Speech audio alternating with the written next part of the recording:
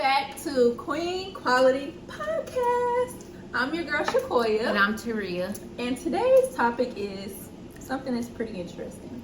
So we're going to talk about learning how to be alone, because me personally, I feel like that is something that our generation, not even just our generation, even probably our parents' generation, even, that's something that a lot of people just don't know how to do. That a lot of people aren't comfortable with themselves.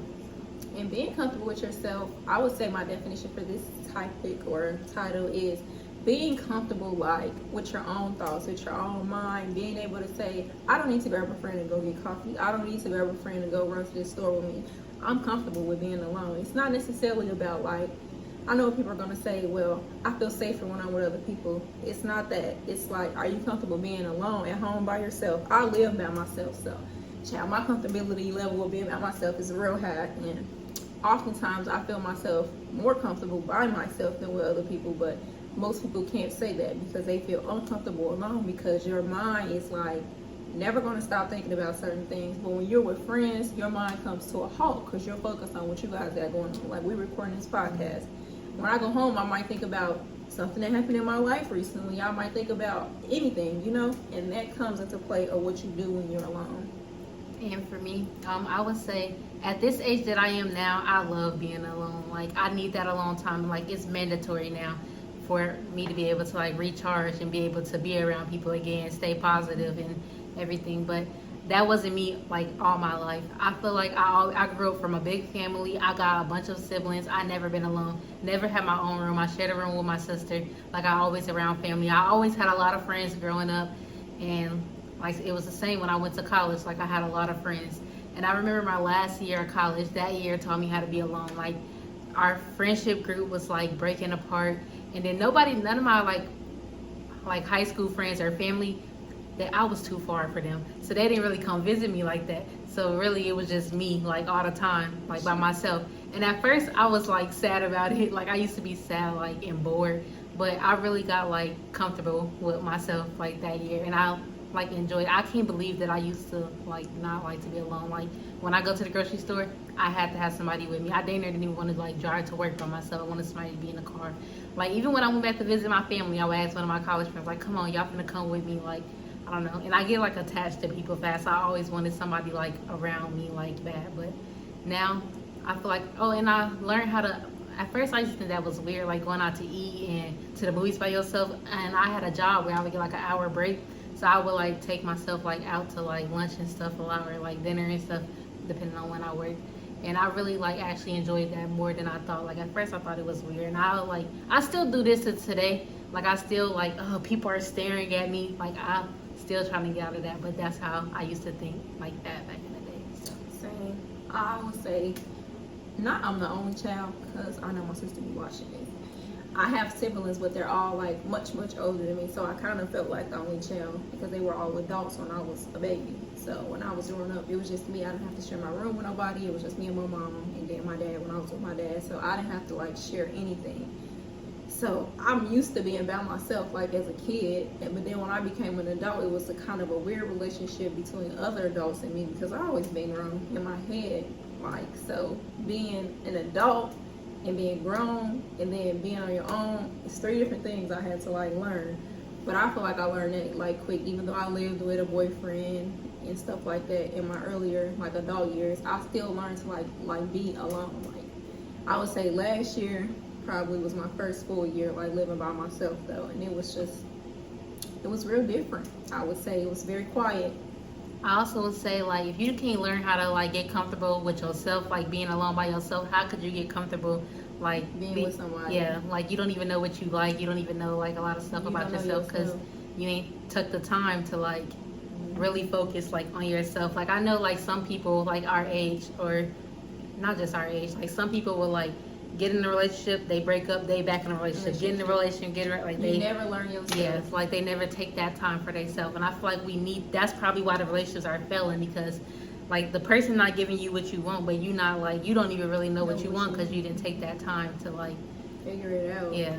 Learn yourself. And I feel that's probably a mistake I made early in life, not knowing myself and what I like, how I want my house to look, how I want it to smell, what time I want to eat dinner. I didn't know that stuff as an adult because I had just been doing whatever I was doing at home with my parent. And then I moved out, and now we're just doing what I learned from there. But I don't know if I like it. It's just what I was accustomed to. So you just have to like learn to deal with that. As far as the like being comfortable with yourself, though, I would say, on my part, I can go out to eat by myself. I go to the movies by myself. I go shopping by myself. Like I pretty much do anything by myself. I plan to go on a trip this year by myself. It's just I like Shacoya, like, and I just don't mind being with myself and my thoughts. But people have to learn how to be comfortable doing that. I would say my number one advice for that is like journal. If you having thoughts when you by yourself about certain things in your life, write it down. Like you talk to somebody, but you really only talk to yourself and God, if that's what you believe in, you know. But that's the only way you're gonna ever feel comfortable with yourself. Like if you have thoughts when you are alone that make you uncomfortable, when they make you want to be around people, like maybe you said, people looking at me, think like, how can I get better at that? Not worried about what people think, or not necessarily worried about my surroundings. Like I'm just happy, at peace with myself, you know.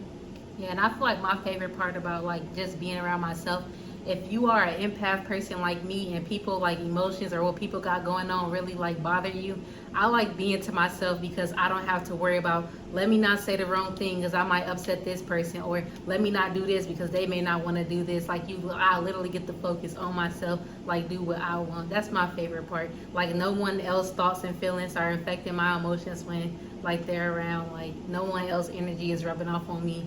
Like that's my favorite part about being like to myself by myself. And I feel like if you're a person like me, y'all should take like 24 hours, or maybe not the whole day, maybe like 8 hours or at least 5 hours to yourself and see like how mentally pleasing like giving yourself that alone time is. Because how can you even be like happy with another person, not just in a relationship, it could be relationship, friendship. How can you be like necessarily say happy if you're not happy like with yourself? You basically playing pretend because you being one way with them and then one way with inside yourself that you just avoid. And you gotta like get down to the point, because you're not gonna always be able to be with somebody. Like there's gonna be moments in everybody's life where you with when you're with not with somebody and you're alone. So it's like you just gotta take that first step. What do you think your first step should be? If the person never ever feel like they felt alone, like what's your advice? Like what will be the first step? Yeah, I would say just find out what's your favorite activity. Like if you like to hoop, like maybe go to a park. If it's sunny outside, go to a park and just like start shooting some baskets. Like find something you like to do. Like I know it's something you like to do. Like it's something you might like to do. And instead of saying, hey Terria, let's go do this because you like to do it, you still gonna have fun because that's what you like to do. So maybe just go out and just do it. You see how that is for you. Maybe try that. You might have to force yourself. It might get, I don't know, it's very like, it's like, it gave me like butterflies a little bit, maybe like the first time. Like, I don't know, it was out of my comfort zone at first, but now. You gotta step out your comfort zone to ever feel comfortable, like truly within. I would say mine is when Sunday come, babe, I don't want to be bothered. I just want to do something for myself. Sometimes on Saturday night, if I'm not doing nothing, I'll paint or I'll binge watch a TV show, Bad Girls Club. Bad Girls Club. I'll binge watch Bad Girls Club. Just chill, make me some popcorn. Maybe another thing people need to learn to do, even if you don't cook and you get like pre-prep food or whatever, romanticize like cooking for yourself. Like, oh, I'm setting up this nice plate of food. If it's on paper plate, if it's on a real plate, if it's with a paper spoon, it don't matter. I'm setting up this food for myself. It's giving restaurant vibes. I'm making myself a little cocktail drink on the side. That can help you feel more comfortable with having that dinner by yourself instead of, Terria, you want to come over and have dinner with me? Or maybe you can't afford to go out to eat, and when you can, you always call up a friend. How about you don't call up a friend? Save yourself a little bit of money and cook yourself something nice. Romanticize yourself and be like happy within yourself. That would be like my first step. I just started doing that like last year. And I would say, I feel like a lot of us are missing out on our blessings because we always trying to bring people with us. Yes. Like, I feel like every time I like think of a new journey, I'm always like, how can I like bring my friends on this? Like I want to put my friends on too sometimes, but sometimes it's really like a journey that I should like take alone, or that I should take alone, stuff like that. So don't miss out on your blessings. Yeah, don't miss out on your blessings, child. But to wrap this up, we want to say we're gonna wrap it up. Thank y'all for tuning in. I don't even know what episode number this is. I think this is 10. This is episode 10. And to wrap it up, we're just going to say, learn to be comfortable with yourself. If you're starting today and today's number one for you, or whenever you watch this video, it's number one for you, I would say start with the weekend. If you work throughout the week, start with a weekend day. Get you a journal, a notebook, a piece of paper, write down how you feel, make yourself a dinner, watch a show, baby. That's how I think you should start. I think that everybody should do that once a week, or as often as you can. I know people have kids, busy lives. Do that as often as you can to learn to just be comfortable by yourself. It don't have to be a whole day thing. It could be a couple hours. It could be an hour. Just take some time to just sit with yourself. Can I sit with myself and say, I'm comfortable being by myself. I'm comfortable with being alone, even if you're in a relationship. Am I comfortable sitting here by myself with my thoughts and my feelings? I'm feeling happy about myself. Take some time to reflect. And that's Queen Quality Podcast. Don't forget to come back for our next episode.